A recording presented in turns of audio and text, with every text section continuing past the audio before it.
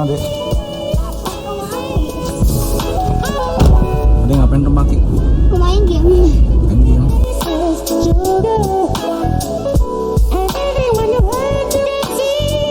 Ya, tadi habis ngedropin sama anak-anak ke rumah orang tua gue, which is sebetulnya gak jauh rumahnya dari gue. Satu komplek tapi pintu masuknya beda ya. Tapi emang better bawa mobil karena mesti keluar komplek ke jalan raya, masuk lagi, dan plus kita nggak pernah tahu ke jalan kaki keluar komplek ketemu siapa, papasan sama siapa, lebih baik precautious. Dan ini kayaknya satu-satunya cara gue untuk bisa menikmati sepatu-sepatu yang ada di rumah gue gitu. Cuman kayak supermarket, cuman kayak ke rumah orang tua, ya dipakai, di rotate di situ sepatunya itu yang dipakai ya kan. Dan hari ini gue lagi nyobain itu tadi ya, Nike Air Max 90 Recraft ya. Misalnya kayak apa, gue benar-benar pengen nyobain dulu sebelum gue omongin ke kalian. Dan welcome back to the stickers.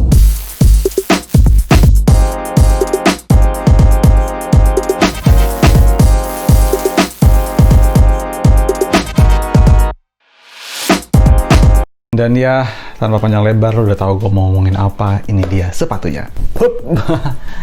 Ini dia, ini Nike Air Max 90 Recraft. Nah, wow, teman-teman mungkin lihat sepatu ini kayak sepatu Air Max 90 biasa ya. Memang ini sepatu Air Max 90 yang sangat amat menyerupai original versionnya. Bahkan ini bisa dibilang apa ya? Mungkin bukan dibilang retro, di boxnya nggak ada tulisan retro sama sekali.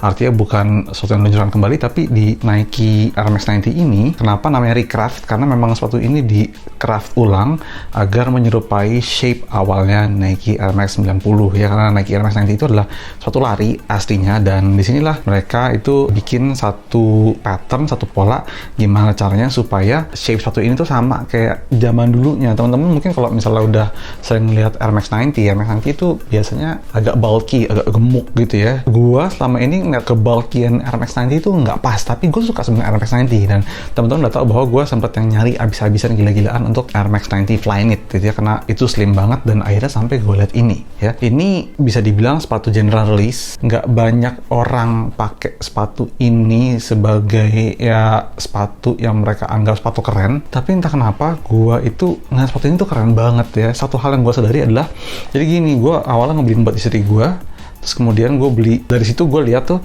kayak sebelum gue beli buat gue ya, itu kayak kok shape-nya lain ya. Setelah gue pelajari tuh memang lain ternyata. Ini tuh lebih slim ya, lebih slim, dan ternyata ini memang slimnya itu disengaja ya. Teman-teman bisa lihat di penjelasannya di video Nike yang ini. Even the swoosh was different. That was actually super hard to get it correct. This was my best friend. The material as well, we wanted to bring back the softness and the plushy feel you had in the OG. We try like different foam in a collar line, but also in the tongue. One of the interesting details of the shoe is this stitching that goes through the quarter panel of the shoe. I feel when you have like this stitch, you know that like you have like an OG version of this shoe. Just establishing and like bringing this back to its former glory was the best thing that we could do for 2020. Nah, udah lihat kan ya? Dan itu tadi teman-teman bisa lihat bahwa bagian depannya atau guardnya ini, bagian tobosnya ini emang dibikin lebih slim, terus dibikin lebih slick aja, karena memang Air Max 90 ini inspirasinya Tinker Hatfield datang dari sports car gitu. Nih kayak bumpernya gitu-gitu ya, dan dengan shape yang seperti ini, slim seperti ini tuh esensinya gue jadi dapet gitu. Jadi gue jadi wah iya loh, ini keren ya ternyata ya. Dan yang gue perhatiin di bagian sininya ya, ini sama kalau teman-teman lihat sepatu-sepatu Air Max yang anniversary gitu ya, karena kebetulan tahun ini juga anniversary-nya Air Max 90. Ini dia pakai mesh itu mesh zaman dulu banget. Di sini juga jadi agak shiny, glossy gimana gitu ya. Ininya juga diganti, dia biasanya pakai kayak plastik, sekarang dia pakai kayak karet. Nah ini which is ini nggak gampang kelupas catnya ya. Kemudian beberapa part juga diganti, dan tebel-tebelnya tuh mirip sama sepatu-sepatu zaman dulu gitu. Udah gitu ini pakai kayak suede gitu, which is kalau masuk ke dalamnya tuh empuk banget ya. Dan ini juga bagian abu-abu itu kayak suede halus gitu ya. Jadi ini lo berasa banget ngeliat sepatu klasik, tapi ini warnanya dibaruin aja gitu ya. Gue sih sangat berharap gue bisa dapat warna originalnya, which is infrared. Tapi entah kenapa nggak diproduce ya. Mereka keluar dengan warna ini biru royal, so ada warna Volt, ada warna ungunya, ada warna pinknya buat cewek ya. Ada sih sebenarnya warna tuh kayak warna orange, tapi warna orange itu US only, nggak keluar di mana-mana. Di Asia nggak keluar, di Eropa nggak keluar. Jadi yang warna ini agak orange itu yang benar-benar mendekati OG-nya itu keluarnya hanya di US ya. Sepatu ini rasanya kayak pakai Air Max One, nyaman enggak ya? Tapi dibilang nggak nyaman juga enggak. Cuman lo nggak punya kayak support midsole, outsole kayak sepatu baru zaman sekarang aja. Lo kalau ngeliat sepatu lari zaman sekarang kayak Zoomfly 3 ya, atau misalnya React, itu kan benar-benar empuk banget ya midsole, outsole-nya. Ini enggak, ini adalah teknologi sepatu jadul men, ini EVA kali ini ya. Jadi kayak waduh, keras gitu ya, cuman ringan sepatunya dan cukup oke lah. Kita mesti tahu di kepala kita bahwa ini sepatu zaman dulu gitu ya.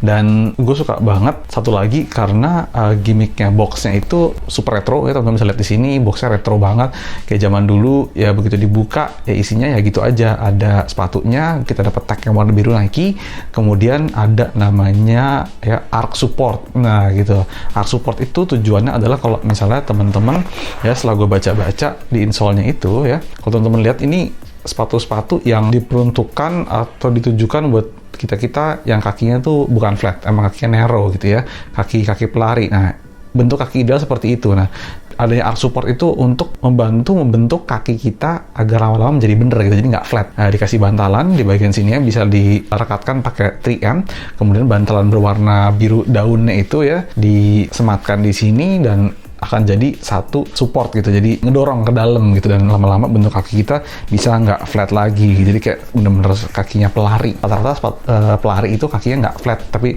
narrow, ada kayak semacam bolongnya sedikit di bawah gitu lah ya, kurang lebih seperti itu. Dan itu memang lebih sehat juga sih punya kaki yang seperti itu katanya gitu. Gue bukan dokter tapi katanya sih begitu ya. Dan itu aja sih, ini sepatu GR, nggak gimana-gimana banget, nggak ada orang yang kayak wah ini keluar retro apa segala macem, bener-bener nggak ada. Sepatunya yang buat cewek keluar lebih dahulu, udah banyak, udah di diskon. Gue beli buat istri gue di Invincible waktu itu sekitar 1 jutaan, udah diskon.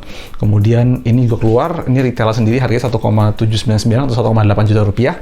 Yang menarik adalah di beberapa platform itu mulai diskon. Gue sendiri belinya di Kick Avenue ya, di Kick Avenue teman-teman bisa nawar. Gue dapet ini dari sellernya itu setelah gue nawar ke 1,4 juta gitu ya.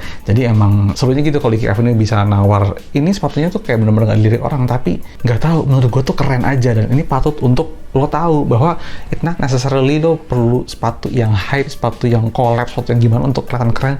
Lo pakai sepatu general release anniversary gini aja itu udah keren banget menurut gue. It's just the matter of design. Kalau desainnya keren dan cocok sama lo, dipakai juga oke-oke aja gitu ya. Dan kayaknya setelah gue posting di Instagram, banyak juga yang keracunan untuk segera membeli sepatu ini ya. Di beberapa platform lagi diskon, di Kick Avenue juga bisa ditawar. Jadi mumpung masih banyak, beli. Karena gini, once sepatu general release kayak gini itu lewat, artinya udah lewat masanya, udah nggak direproduce lagi, lo akan bener-bener susah dapetinnya, karena rata-rata orang yang beli sepatu ini mau pakai, bukan beli untuk di resell. Once mereka semua udah dapet, it's gone man, dan lo melewatkan satu siluet yang luar biasa. Itu pernah terjadi sama gue di Air Max 90 Flyknit gue ya, nyari setengah mati asli. Kalau kelewatan itu gone. That's why gue sedikit lebih kepikiran untuk ngebeli sepatu GR daripada sepatu yang hype sekarang, karena ini sepatu-sepatu kayak gini kalau udah kelewatan ya udah, itu akan lebih susah nyarinya 3 kali lipat daripada sepatu hype.